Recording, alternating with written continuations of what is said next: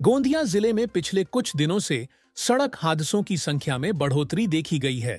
इसी को ध्यान में रखते हुए जिला परिवहन अधिकारी द्वारा जनवरी से फरवरी के बीच एक विशेष अभियान चलाया गया, जिसमें 2217 वाहन चालकों पर कार्रवाई की गई। इन सभी के ड्राइविंग लाइसेंस आगामी 3 महीनों के लिए निलंबित कर दिए गए हैं। इनमें हेलमेट न पहनना, मोबाइल पर बात करते हुए वाहन चलाना, सीट बेल्ट का उपयोग न करना, 3 लोग एक ही दोपहिया वाहन पर सवारी करना, तेज गति से वाहन चलाना, शराब पीकर गाड़ी चलाना, ओवरलोडिंग करना और यातायात नियमों का उल्लंघन जैसे कई कारण शामिल हैं, जिनके चलते ये कार्रवाई की गई है। इस मौके पर जिला परिवहन अधिकारी ने नागरिकों से अपील की कि वाहन चलाते समय हेलमेट और सीट बेल्ट का अनिवार्य रूप से उपयोग करें।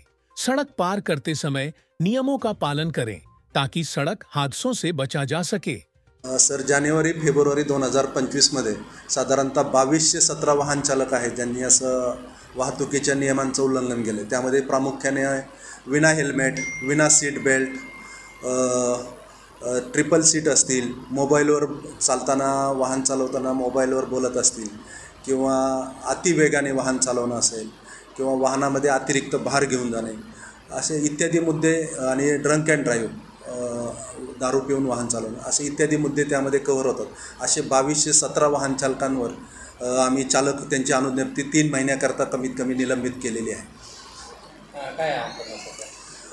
मी सर्व वाहन चालकांना आवाहन करू इच्छितो की आपल्याकडे दुचाकींचे अपघात वाढत आहेत आणि त्याचं कारण हे फक्त हेल्मेट न वापरणे हेच प्रमुख कारण आहे।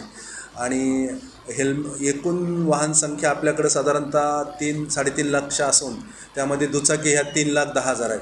त्यामुळे प्रमुख आमचं जे लक्ष केंद्रित आहे ते दुचाकींवरच आहे आणि त्यांनी जास्तीत जास्त हेल्मेटचा वापर करावा आणि वाहतूक नियमांचं पालन करावं।